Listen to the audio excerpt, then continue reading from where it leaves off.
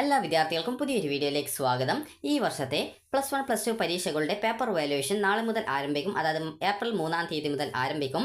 അപ്പോൾ ഈ ഒരു പേപ്പർ വാല്യുവേഷൻ കൊണ്ട് ഉദ്ദേശിക്കുന്നത് +1 +2 പരീക്ഷകൾ എഴുതിയ വിദ്യാർത്ഥികളുടെ ആൻസർ ഷീറ്റിൻ്റെ മൂല്യനിർണ്ണയമാണ്. അതായത് നിങ്ങൾക്ക് എത്ര മാർക്ക് കിട്ടും എന്നുള്ളത് പരിശോധിക്കുന്ന ക്യാമ്പാണ് ഈ ഒരു വാല്യുവേഷൻ എന്ന് പറയുന്നത്. അതിനെയാണ് വാല്യുവേഷൻ എന്ന് പറയുന്നത്. അപ്പോൾ നിങ്ങളുടെ പേപ്പർ ടീച്ചേഴ്സ് പരിശോധിച്ച് നിങ്ങൾക്ക് എത്ര മാർക്ക് കിട്ടുമെന്നുള്ളത് ആൻസർ കീ ഉപയോഗിച്ചുകൊണ്ട് പരിശോധിക്കും. അപ്പോൾ ആൻസർ കീയിലുള്ള പോയിന്റ്സ് ഒക്കെ നിങ്ങളുടെ ആ ഒരു ആൻസർ ഷീറ്റിൽ ഉണ്ട് എങ്കിൽ, അതായത് കറസ്പോണ്ടിങ് ക്വസ്റ്റ്യൻസിൻ്റെ ആൻസേഴ്സിൽ ഉണ്ട് എങ്കിൽ നിങ്ങൾക്ക് അതിനനുസരിച്ച് മാർക്ക് കിട്ടുകയാണ് ചെയ്യുക. അപ്പോൾ വിദ്യാർത്ഥികൾക്ക് നിലവിൽ ഈ ഒരു ആൻസർ കീ ഒഫീഷ്യലായിട്ടുള്ള വെബ്സൈറ്റ് വഴി നിങ്ങൾക്ക് പരിശോധിക്കുന്നതിനായിട്ടുള്ള അവസരമുണ്ട്. ആൻസർ കീ ഡൗൺലോഡ് ചെയ്തെടുത്തുകൊണ്ട് നിങ്ങൾക്ക് ആ ഒരു പോയിന്റ്സ് ഒക്കെ നിങ്ങൾ എഴുതിയിട്ടുണ്ടോ എന്നുള്ളത് നിങ്ങൾക്ക് വേണമെങ്കിൽ പരിശോധിക്കാവുന്നതാണ്. അപ്പോൾ ഈ ഒരു ആൻസർ കീ നിങ്ങൾക്ക് എങ്ങനെ ഡൗൺലോഡ് ചെയ്തെടുക്കാമെന്ന് നോക്കാം. അതിനായിട്ട് നിങ്ങൾ ചെയ്യുന്നത് directorate of general education government of കേരളയുടെ, അതായത് ഈ ഒരു കേരളത്തിലെ ഈ ഒരു വിദ്യാഭ്യാസ വകുപ്പിൻ്റെ ഒഫീഷ്യൽ വെബ്സൈറ്റ് ഓപ്പൺ ചെയ്യുക. അപ്പോൾ നിങ്ങൾക്ക് ഈ ഒരു വെബ്സൈറ്റിൻ്റെ ID എന്ന് പറയുന്നത്, അതായത് URL എന്ന് പറയുന്നത് www.thsckerala.gov.in എന്നുള്ളതാണ്. അപ്പോൾ ഈ ഒരു പേജ് ഓപ്പൺ ചെയ്ത് കഴിഞ്ഞാൽ ഇതുപോലെയാണ് നിങ്ങൾക്ക് കാണാൻ പറ്റുക. ഇവിടെ നിങ്ങൾക്ക് കാണാൻ പറ്റുന്നതാണ് finalised scheme and question paper of first year and second year examination എന്ന് പറഞ്ഞിട്ടുള്ള ഒരു ലിങ്കാണ്. അപ്പോൾ നിങ്ങൾ ആദ്യത്തെ ആ ഒരു ഫൈനലൈസ്ഡ് സ്കീം എന്നുള്ളതിൽ ക്ലിക്ക് ചെയ്യുക. ക്ലിക്ക് ചെയ്ത് ഇത് ഡൗൺലോഡ് ചെയ്തെടുത്ത് കഴിഞ്ഞാൽ നിങ്ങൾക്ക് ജസ്റ്റ് ഒരു PDF ആണ് ഡൗൺലോഡ് ആയിട്ട് വരിക. അപ്പോൾ ഈ ഒരു PDF നിങ്ങൾക്ക് കാണാൻ പറ്റുക, അതായത് ഇതുപോലെ ആയിരിക്കും. ജസ്റ്റ് ഒന്ന് കാണിച്ചു തരാം. അപ്പോൾ ഇതുപോലെ ആയിരിക്കും കാണാൻ പറ്റുക. First year and second year higher secondary examination March 2025 എന്ന് പറഞ്ഞുകൊണ്ട് നിങ്ങൾക്ക് കാണാൻ പറ്റുന്നതാണ്. ഇവിടെ നിങ്ങൾക്ക് first year question paper download എന്ന് പറഞ്ഞുകൊണ്ട് ഓപ്ഷൻ ഉണ്ട്. അതുപോലെ first year finalised scheme download എന്ന് പറഞ്ഞിട്ടുണ്ട്. സെക്കൻഡ് ഇയർ ക്വസ്റ്റ്യൻ പേപ്പർ, അതുപോലെ സെക്കൻഡ് ഇയർ ഫൈനലൈസ്ഡ് സ്കീം എന്ന് പറഞ്ഞുകൊണ്ട് നൽകിയിട്ടുണ്ട്. അപ്പോൾ ഇവിടെ നിങ്ങൾക്ക് കാണാനായിട്ട് സാധിക്കും ഇതിന് നേരെയൊക്കെ ആയിട്ട് ഡൗൺലോഡ് ഓപ്ഷൻ ഉണ്ട്. എന്നാൽ ഇതൊരു PDF ആയിരിക്കും. അപ്പോൾ നിങ്ങൾക്ക് എങ്ങനെ ഇത് ഡൗൺലോഡ് ചെയ്യാം എന്നുള്ളത് ഒരു ഡൗട്ട് ഉണ്ടാകും. അപ്പോൾ ഈ സിമ്പിളായിട്ട് തന്നെ നിങ്ങൾക്ക് ഡൗൺലോഡ് ചെയ്തെടുക്കാം. അപ്പോൾ നിങ്ങൾക്ക് ഇവിടെ കാണാൻ സാധിക്കുന്നതാണ്, അതായത് ഇവിടെ ഫൈനലൈസ്ഡ് സ്കീംസ് എന്നുള്ളത് എടുത്താണ് നിങ്ങൾക്ക് ഈ ഒരു ആൻസർ കീ കിട്ടുക. അതായത് ഇവിടെ ക്വസ്റ്റ്യൻ പേപ്പേഴ്സ് എന്ന് പറഞ്ഞുകൊണ്ട് കൊടുത്തിട്ടുള്ളത് ഈ ഒരു ക്വസ്റ്റ്യൻ പേപ്പേഴ്സ് മാത്രമാണ്. ഓൾറെഡി നിങ്ങളുടെ കയ്യിൽ ക്വസ്റ്റ്യൻ പേപ്പേഴ്സ് ഉണ്ടാകും. അപ്പോൾ അതുകൊണ്ട് തന്നെ നിങ്ങൾ അത് ക്വസ്റ്റ്യൻ പേപ്പർ നിങ്ങൾക്ക് ആവശ്യമായിട്ട് ഉണ്ടാവില്ല എന്ന് തോന്നുന്നു. അപ്പോൾ അതുകൊണ്ട് തന്നെ ക്വസ്റ്റ്യൻ പേപ്പർ ആവശ്യമുള്ളവർ ആ ഒരു ഡൗൺലോഡ് ബട്ടൺ, അതിന് നേരെയുള്ള ഡൗൺലോഡ് ബട്ടൺ ക്ലിക്ക് ചെയ്താൽ മതി. അതുപോലെ തന്നെ ഫൈനലൈസ്ഡ് സ്കീം, അതായത് ഈ ഒരു ആൻസർ കീ ആവശ്യമുള്ളവർ അതിൻ്റെ കറസ്പോണ്ടിങ് ആ ഒരു ഡൗൺലോഡ് ബട്ടൺ ക്ലിക്ക് ചെയ്താൽ മതി. അപ്പോൾ നിങ്ങൾക്ക് ഇവിടെ കാണാൻ സാധിക്കുന്നതാണ് ഫസ്റ്റ് ഇയർ. നിങ്ങൾക്കിപ്പോൾ ഫസ്റ്റ് ഇയറിൻ്റെ ആ ഒരു ആൻസർ കീ ആണ് വേണ്ടത്, അല്ലെങ്കിൽ സെക്കൻഡ് ഇയറിൻ്റെ ഏതാണ് വേണ്ടത് എന്നുള്ളതനുസരിച്ച് നിങ്ങൾക്ക് ഇവിടെ ഒരു ഡൗൺലോഡ് ബട്ടൺ കാണാൻ പറ്റും. അപ്പോൾ ആ ഒരു PDF ഉള്ള ആ ഒരു ഡൗൺലോഡ് ബട്ടണിൽ ഒന്ന് ജസ്റ്റ് ഒന്ന് തൊടുന്ന സമയത്ത് നിങ്ങളുടെ ഫോണിൽ ഈ ഒരു ഓൾറെഡി ഏതെങ്കിലും ഒരു Gmail അക്കൗണ്ട് ലോഗിൻ ചെയ്തിട്ടുണ്ടാകും. അപ്പോൾ അത് സെലക്ട് ചെയ്യാനുള്ള ഓപ്ഷൻ വരും. അതായത് ഒരു അക്കൗണ്ടേ ലോഗിൻ ചെയ്തിട്ടുള്ളൂ എങ്കിൽ നിങ്ങൾക്ക് അത് ഓട്ടോമാറ്റിക്കലി നിങ്ങളുടെ ഡ്രൈവിലേക്ക് പോകുന്നതാണ്. ഇനി അതല്ലെങ്കിൽ നിങ്ങൾക്ക് ഒന്നിലധികം ഈ ഒരു Gmail അക്കൗണ്ട് നിങ്ങളുടെ ഫോണിൽ ലോഗിൻ ചെയ്ത് വെച്ചിട്ടുണ്ടെങ്കിൽ അതിൽ നിങ്ങൾക്ക് ഏതെങ്കിലും ഒന്ന് സെലക്ട് ചെയ്യാനുള്ള ഓപ്ഷൻ ഉണ്ടാവും. അപ്പോൾ അതിൽ നിങ്ങൾ ഏതെങ്കിലും ഒരു അക്കൗണ്ട് സെലക്ട് ചെയ്ത് കണ്ടിന്യൂ ക്ലിക്ക് ചെയ്യുക. ക്ലിക്ക് ചെയ്ത് കഴിഞ്ഞാൽ നിങ്ങൾക്ക് അത് പിന്നീട് ആ ഒരു Gmail അക്കൗണ്ടിൻ്റെ ഡ്രൈവിലേക്ക് പോകും. അപ്പോൾ ആ ഒരു Gmail അക്കൗണ്ട് ഡ്രൈവ് വെച്ചിട്ടാണ് ഈ ഒരു DHSCയുടെ, അതായത് ഈ ഒരു ഡയറക്ടറേറ്റ് ഓഫ് ജനറൽ എഡ്യൂക്കേഷൻ്റെ ആ ഒരു ഡ്രൈവിലുള്ള ആ ഒരു ഡോക്യുമെൻറ്റ് നിങ്ങൾക്ക് ഡൗൺലോഡ് ചെയ്തെടുക്കാൻ പറ്റുക.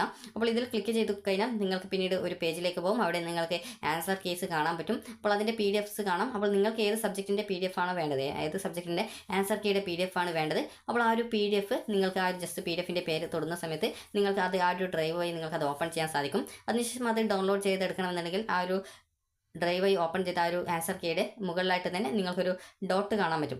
അതായത് 3 ഡോട്ട്സ് ഇതുപോലെ കാണാൻ പറ്റും. അത് നിങ്ങൾക്കറിയാം, ഇതുപോലെ ഒരു 3 ഡോട്ട്സ് കാണാം. അപ്പോൾ അതിൽ ക്ലിക്ക് ചെയ്യുക. ക്ലിക്ക് ചെയ്യുന്ന സമയത്ത് നിങ്ങൾക്ക് അവിടെ താഴോട്ടേക്ക് സ്ക്രോൾ ചെയ്യുമ്പോൾ ഡൗൺലോഡ് ഓപ്ഷൻ കാണാൻ പറ്റും. അതിൽ ക്ലിക്ക് ചെയ്ത് ആ ഒരു PDF നിങ്ങൾക്ക് ഡൗൺലോഡ് ചെയ്തെടുക്കാവുന്നതും അതിൽ നിന്നും ആൻസർ കീയിൽ നിങ്ങൾക്ക് ഏതൊക്കെ ആൻസർ നിങ്ങൾ എഴുതിയിട്ടുണ്ട്, എഴുതിയ ആൻസറിൽ അതിൽ പറഞ്ഞ പ്രകാരമുള്ള ആ ഒരു ആൻസർ കീസ് ഉണ്ടോ എന്നുള്ളത് നിങ്ങൾക്ക് പരിശോധിക്കാം. അപ്പോൾ ഞാൻ ഓൾറെഡി ഇപ്പോൾ ഡൗൺലോഡ് ചെയ്ത ഒരു ആൻസർ കീ നിങ്ങൾക്ക് ജസ്റ്റ് ഒന്ന് കാണിച്ചു തരാം. അപ്പോൾ നിങ്ങൾക്ക് ഇവിടെ കാണാൻ സാധിക്കും, ഇതാണ് ആൻസർ കീ എന്ന് പറയുന്നത്. ഇത് കമ്പ്യൂട്ടർ സയൻസിൻ്റെ ആൻസർ കീ ആണ്. അപ്പോൾ ഈ ഒരു രീതിയിൽ നിങ്ങൾക്ക് ഏത് സബ്ജക്റ്റിൻ്റെ ആൻസർ കീ ആണോ വേണ്ടത് അത് നിങ്ങൾക്ക് ഡൗൺലോഡ് ചെയ്തെടുക്കാവുന്നതാണ്. അപ്പോൾ ഇവിടെ നിങ്ങൾക്ക് കാണാൻ പറ്റുന്നതാണ്, അതായത് ഓരോ ക്വസ്റ്റ്യൻ്റെയും, അതായത് ഓരോ ക്വസ്റ്റ്യൻ നമ്പർ കാണാൻ പറ്റും. അതുപോലെ തന്നെ അതിൻ്റെ ആ ഒരു സബ് ക്വസ്റ്റ്യൻസ് ഉണ്ടെങ്കിൽ അതിനനുസരിച്ച് ആ ഒരു നമ്പേഴ്സ് കാണും. ഇവിടെ ക്വസ്റ്റ്യൻ നമ്പറാണ് കൊടുത്തിട്ടുള്ളത്, സബ് ക്വസ്റ്റ്യൻ ഇല്ലാത്തതുകൊണ്ടാണ്. അപ്പോൾ ഇവിടെ ആൻസർ കീ എന്ന് പറഞ്ഞുകൊണ്ട് ഈ ഒരു ആൻസറിൽ എന്തൊക്കെ പോയിന്റ്സ് ആണ് വേണ്ടത് എന്നുള്ള ഡീറ്റെയിൽസ് കൊടുത്തിട്ടുണ്ട്.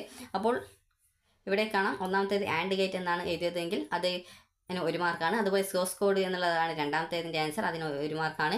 അതുപോലെ തന്നെ ഇവിടെ മൂന്നാമത്തേത് അസൈൻമെൻറ്റ് സ്റ്റേറ്റ്മെൻറ്റ്, അതുപോലെ അല്ലെങ്കിൽ ഇനീഷ്യലൈസേഷൻ അല്ലെങ്കിൽ എറർ എന്ന് പറഞ്ഞുകൊണ്ട് കൊടുത്തിട്ടുണ്ട്, അതിന് 1 മാർക്കാണ്. അപ്പോൾ ഈ ഒരു രീതിയിൽ ഓരോ കാര്യത്തിനും കൃത്യമായിട്ട് എത്ര മാർക്ക് വീതം നൽകിയിട്ടുണ്ട്. അതുപോലെ ഇവിടെ ഒരു ചിത്രം വരക്കാനുണ്ട്. അപ്പോൾ ഇവിടെ ഇൻപുട്ട് ഔട്ട്പുട്ട് അതുപോലെയുള്ള അതിൻ്റെ ആ ഒരു CPU ആ ഒരു ചിത്രം വരക്കാനുണ്ട്. അതിന് 2 മാർക്കാണ് ആ ഒരു ചിത്രം വരച്ചാൽ കിട്ടുന്നത്.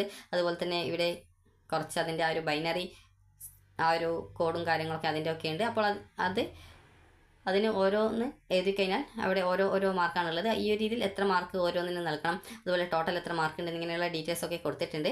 അതുപോലെ തന്നെ ഓരോ ക്വസ്റ്റ്യൻസിൻ്റെ ആ ഒരു ആൻസേഴ്സും അതുപോലെ തന്നെ എന്തൊക്കെ ഡീറ്റെയിൽസ്, അതായത് അതുപോലെ തന്നെ എത്ര മാർക്ക് കൊടുക്കണം എന്നുള്ള ഡീറ്റെയിൽസും കാര്യങ്ങളൊക്കെ ഇവിടെ കൃത്യമായിട്ട് മെൻഷൻ ചെയ്തിട്ടുണ്ട്. അപ്പോൾ ഈ ഒരു രീതിയിൽ നിങ്ങൾക്ക് കൃത്യമായിട്ട് നിങ്ങൾക്ക് ആൻസർ കീ വഴി, അതായത് നിങ്ങൾക്ക് എത്ര മാർക്ക് കിട്ടാൻ സാധ്യത ഉണ്ട് എന്നുള്ളത് നിങ്ങൾക്ക് മനസ്സിലാക്കാൻ സാധിക്കുന്നതാണ്. അതുപോലെ ഇവിടെ നിങ്ങൾക്ക് കാണാൻ പറ്റും ഈ ഒരു ചിത്രം വരച്ച് കഴിഞ്ഞാൽ, അതായത് ഇതൊരു ഡയഗ്രാം ആണെന്നാണ് തോന്നുന്നത്. അപ്പോൾ അതിൻ്റെ ആ ഒരു ചിത്രം വരച്ച് കഴിഞ്ഞാൽ ഇവിടെ 2 മാർക്കാണ്. അതുപോലെ തന്നെ അതിൻ്റെ ക്വസ്റ്റ്യൻ നമ്പേഴ്സ്, അതായത് ക്വസ്റ്റ്യൻ അനുസരിച്ച് ആൻസർ, ആ സബ് ക്വസ്റ്റ്യൻസ് ആണെന്നാണ് തോന്നുന്നത്. അപ്പോൾ അതിനനുസരിച്ച് മാർക്ക് അതായത് അതിനനുസരിച്ച് ആൻസർ എഴുതി കഴിഞ്ഞാൽ അതിന് ഏകദേശം ടോട്ടലായിട്ട് 1 മാർക്ക് കൊടുക്കുന്നുണ്ട്. അങ്ങനെ ഈ രീതിയിൽ ഓരോ കാര്യത്തിനും ഇത്ര മാർക്ക് വെച്ച് കൊടുക്കണമെന്നുള്ള ഡീറ്റെയിൽസ് ഇവിടെ മെൻഷൻ ചെയ്തിട്ടുണ്ട്. അപ്പോൾ ഈ രീതിയിൽ നിങ്ങൾക്ക് ആൻസർ കീ പരിശോധിച്ച് നിങ്ങൾ എഴുതിയ ഒരു ആൻസറിൽ ഈ ഒരു ആൻസർ കീയിലുള്ള ഇതിൽ ഉൾപ്പെട്ട എന്തെങ്കിലും പോയിന്റ്സ് ഉണ്ടോ എന്നുള്ളത് നിങ്ങൾക്ക് പരിശോധിച്ച് ഈ ഒരു എത്ര മാർക്ക് കിട്ടുമെന്നത് നിങ്ങൾക്ക് വേണമെങ്കിൽ ജസ്റ്റ് ഒന്ന് വെരിഫൈ ചെയ്യാവുന്നതാണ്. ഇനി വിദ്യാർത്ഥികൾ ചോദിക്കുന്ന പ്രധാനപ്പെട്ട സംശയമാണ് ഡബിൾ വാല്യുവേഷൻ. ഡബിൾ വാല്യുവേഷൻ എന്ന് പറയുന്നത് വിദ്യാർത്ഥികളുടെ പേപ്പർ, അതായത് +2 ഫിസിക്സ്, കെമിസ്ട്രി, മാത്സ് എന്നിങ്ങനെയുള്ള പേപ്പറുകൾ 2 ടീച്ചേഴ്സ് പരിശോധിക്കും. അതിനെയാണ് ഡബിൾ വാല്യുവേഷൻ എന്ന് പറയുന്നത്. കാരണം കീം അതുപോലുള്ള മത്സര പരീക്ഷകൾക്കൊക്കെ ഇതിൻ്റെ മാർക്ക് ഉപയോഗിക്കുന്നത് കൊണ്ടാണ് ഈ ഒരു ഡബിൾ വാല്യുവേഷൻ ചെയ്യുന്നത്. +2 മാത്രമാണ് ഈ ഒരു ഡബിൾ വാല്യുവേഷൻ ഉള്ളത്. +1 സാധാരണ വാല്യുവേഷനാണ്. അതുപോലെ തന്നെ വിദ്യാർത്ഥികളുടെ ഗ്രേസ് മാർക്കാണ്. ഗ്രേസ് മാർക്കുമായി ബന്ധപ്പെട്ടുള്ള പ്രോസസ്സ് നിങ്ങളുടെ സ്കൂളിൽ നിന്ന് ചെയ്തിട്ടുണ്ടാകുമെന്ന് പ്രതീക്ഷിക്കുന്നു. അങ്ങനെ നിങ്ങളുടെ ഗ്രേസ് മാർക്ക് ഡീറ്റെയിൽസും കാര്യങ്ങളൊക്കെ സ്കൂളിൽ നിന്ന് ചെയ്തിട്ടുണ്ടോ ഇല്ലയോ എന്നുള്ള ഡൗട്ടുള്ള വിദ്യാർത്ഥികൾ സ്കൂളിലെ അതത് പ്രോഗ്രാമുമായി ബന്ധപ്പെട്ട്, അതായത് NSS ആണെങ്കിൽ ആ ഒരു NSSൻ്റെ നിങ്ങളുടെ സ്കൂളിലെ അതിൻ്റെ ചുമതലയുള്ള അധ്യാപകരുമായി കോൺടാക്ട് ചെയ്ത് കഴിഞ്ഞാൽ നിങ്ങൾക്ക് ആ ഒരു ഡീറ്റെയിൽസ് മനസ്സിലാക്കാൻ സാധിക്കുന്നതാണ്. അതിൻ്റെ ആ ഒരു ഗ്രേസ് മാർക്കിൻ്റെ എൻട്രിയും കാര്യങ്ങളൊക്കെ ചെയ്തിട്ടുണ്ടോ എന്ന് നിങ്ങൾക്ക് മനസ്സിലാക്കാവുന്നതാണ്. അതുപോലെ തന്നെ ഗ്രേസ് മാർക്ക് എന്ന് പറയുന്നത് 90% മാർക്ക് ആവുന്നത് വരെയാണ് ആഡ് ചെയ്യുക. അതായത് ഇപ്പോൾ ഗ്രേസ് മാർക്ക് സാധാരണ NSSന് ഈ ഒരു +2 ആഡ് ചെയ്യുക. എന്നാൽ ചില പ്രോഗ്രാമുകളുടെ അതിന് +1 ആഡ് ചെയ്യുന്നതുണ്ട്. അപ്പോൾ ഏതൊക്കെയാണ് എന്നുള്ള കാര്യത്തിൽ, അതായത് സാധാരണ NSSന് +2 ഗ്രേസ് മാർക്ക് വരിക. അതായത് കലോത്സവം ഇതുപോലുള്ള കാര്യങ്ങൾക്കൊക്കെ +1 ഗ്രേസ് മാർക്ക് വരാറുണ്ട്. അതത് വർഷങ്ങളിൽ പങ്കെടുത്തതിന് അതത് വർഷമാണ് ഗ്രേസ് മാർക്ക് വരാറുള്ളത്. അപ്പോൾ നിങ്ങൾക്ക് എന്തെങ്കിലും ഗ്രേസ് മാർക്കും കാര്യങ്ങളൊക്കെ ഉണ്ടെങ്കിൽ നിങ്ങളുടെ സ്കൂളിൽ കോൺടാക്ട് ചെയ്യുക. അതല്ലെങ്കിൽ നിങ്ങളുടെ ക്ലാസ് ടീച്ചറെ വിളിച്ച് ചോദിച്ചു കഴിഞ്ഞാൽ ഈ ഒരു കാര്യങ്ങളൊക്കെ നിങ്ങൾക്ക് പറഞ്ഞു തരുന്നതായിരിക്കും. അതുപോലെ തന്നെ വിദ്യാർത്ഥികളുടെ ഈ ഒരു +2 റിസൾട്ട് വരിക ഏകദേശം മെയ് 2ാം വീക്കാണ്. അതായത് മെയ് 2ാമത്തെ ആഴ്ച എന്ന് പറയുമ്പോൾ ഏകദേശം ഒരു മെയ് 10ാം തീയതിക്കുള്ളിൽ നിങ്ങളുടെ റിസൾട്ട് വരും.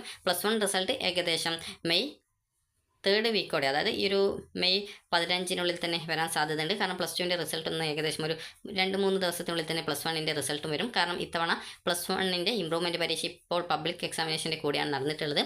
അപ്പോൾ അതുകൊണ്ട് തന്നെ പെട്ടെന്ന് തന്നെ നിങ്ങളുടെ റിസൾട്ടും വരുന്നതായിരിക്കും. അതുപോലെ തന്നെ വിദ്യാർത്ഥികൾ ചോദിച്ചതാണ് ഗ്രേസ് മാർക്ക് എപ്പോഴാണ് ആഡ് ചെയ്യുക എന്നുള്ളത്. വാല്യുവേഷൻ കംപ്ലീറ്റ് ചെയ്ത ശേഷമാണ് ഗ്രേസ് മാർക്ക് ആഡ് ചെയ്യുക. അതുപോലെ നിങ്ങൾക്ക് 90% മാർക്ക് ആകുന്നത് വരെയാണ് ഈ ഒരു ഗ്രേസ് മാർക്ക് ആഡ് ചെയ്യുന്നത്. അതുപോലെ തന്നെ ഇമ്പ്രൂവ്മെൻറ്റ് പരീക്ഷ എഴുതി കഴിഞ്ഞാൽ ഇമ്പ്രൂവ്മെൻറ്റ് പരീക്ഷ മാർക്കിനോടൊപ്പം ഈ ഒരു ഗ്രേസ് മാർക്ക് ഉൾപ്പെടുത്തുന്നതല്ല. അതായത് കാരണം ഈ ഒരു ഇമ്പ്രൂവ്മെൻറ്റ് പരീക്ഷ എഴുതി കഴിഞ്ഞാൽ ചില സമയത്ത് ചില വിദ്യാർത്ഥികളുടെ മാർക്ക് കൂടാനുള്ള 90%-ലധികമാകാനുള്ള സാധ്യതയുണ്ട്. അപ്പോൾ അതുകൊണ്ട് തന്നെ ആ ഒരു രീതിയിൽ മാർക്ക് കൂടുന്ന സമയത്ത് ഈ ഒരു ഗ്രേസ് മാർക്ക് ആഡ് ചെയ്യില്ല. അതേസമയം നിങ്ങൾക്ക് 90%-ലധികം മാർക്കൊന്നും ഇല്ല എങ്കിൽ ഈ ഒരു ഗ്രേസ് മാർക്ക് ആഡ് ചെയ്യുന്നതായിരിക്കും. അതുപോലെ നിങ്ങൾ ഏത് സബ്ജക്റ്റാണോ തോൽക്കാൻ സാധ്യതയുള്ളത് അതിനനുസരിച്ചാണ് ഈ ഒരു ഗ്രേസ് മാർക്ക് ആഡ് ചെയ്യുക.